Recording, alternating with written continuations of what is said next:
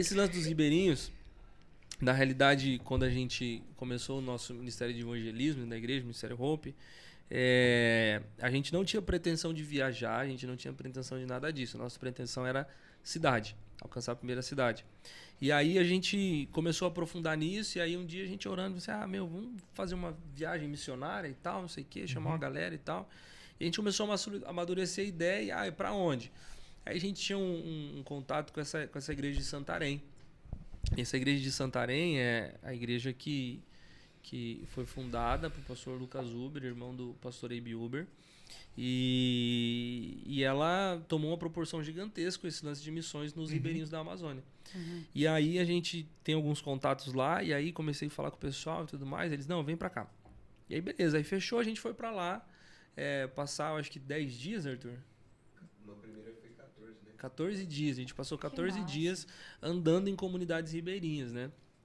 Mas chegou um determinado... O que acontece, né? Quando a gente vai passando nessas comunidades, sempre a pessoa da comunidade seguinte, ela vem nos auxiliar nas comunidades que é de supervisão dela, que é do cuidado dela. Então, o que aconteceu? Esse senhor veio com a gente em umas 3 comunidades, né? E a gente se conectou com ele e tal, e aí teve um dia em específico que quando ele veio nos auxiliar, ele de uma comunidade para outra, o que ele fez? Ele amarrou o barco dele no fundo do barco da embarcação que estava conduzindo a gente e tal. E aí, beleza, até aí nada demais, né? Era um bom barco, Por que era um bom barco? Porque diferente dos outros barcos, esse barco ele tinha um motor. E o motor num barco na Amazônia, você faz muita coisa. Você vai em um lugar que os outros não vão, porque não é a remo, é um motor né, de barco. É um motor pequeno, relativamente pequeno, mas faz toda a diferença. Se você tem um motor num barco nos ribeirinhos, você é quase um shake. Porque de tanto que faz a diferença, entende? Então ele veio com a gente, deixou lá o barco dele no fundo do nosso barco e a gente tá conduzindo. E nesse dia, cara, as ondas estavam muito altas. O barco tava ventando demais e ainda mais o barco que faz a própria onda, então começou a chacoalhar tudo, né? E aí, de repente, quando a gente tá lá no momento de comunhão, trocando ideia com todo mundo no meio desse barco, a cozinheira começa a gritar. A cozinheira começa a gritar desesperada. E aí ela tá gritando, dizendo, o barco virou. E aí esse senhor, esse irmão, ele sai de lá de dentro da cabine que ele tava lá na frente. E aí ele vem para trás do barco, assim, eu tava bem na porta da cozinha que dá acesso ao fundo, né? E aí ele só passou rápido, assim, correndo, viu que o barco tinha virado. E aí na volta ele já volta com lágrima no olho, falando, meu barco virou.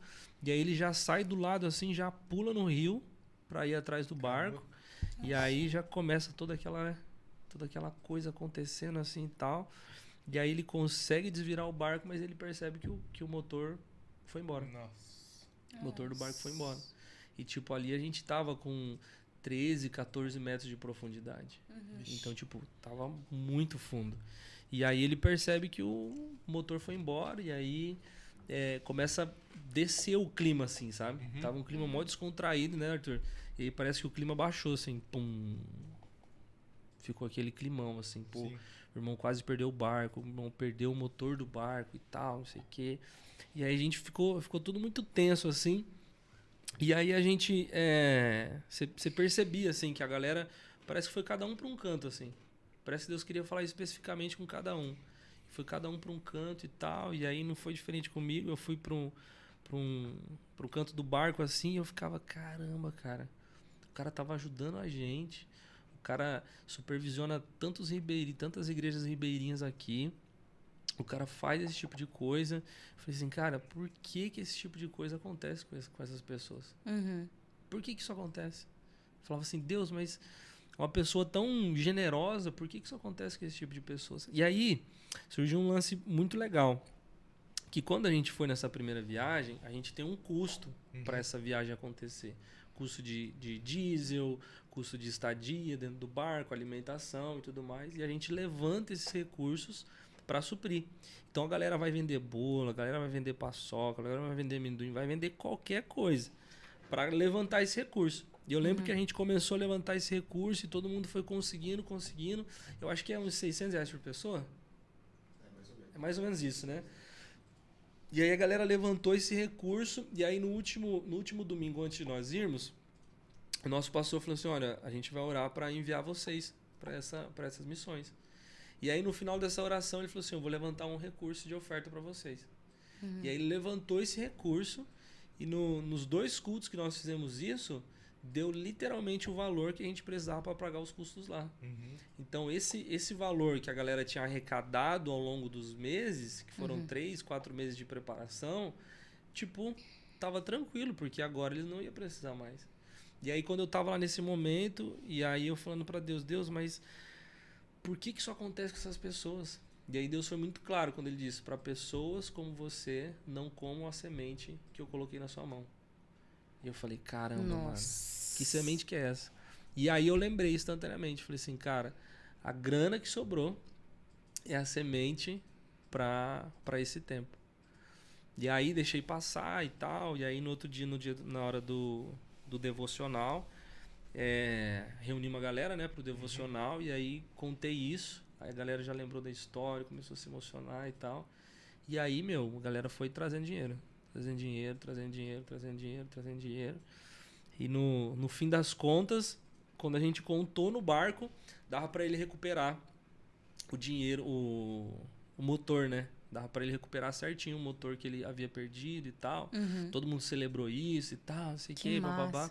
E aí quando a gente chegou para testemunhar na igreja, que foi praticamente uma semana depois, aí no próprio domingo que a gente ia testemunhar, depois do culto da manhã, o pastor me mandou uma mensagem e a nota fiscal de tudo, né? Que eles tinham comprado, com o recurso e tudo mais.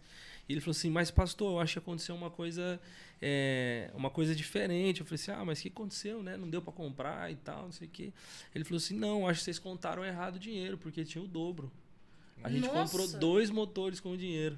Caramba. Que massa. Aí a gente ficou assim, caramba, como assim, mano?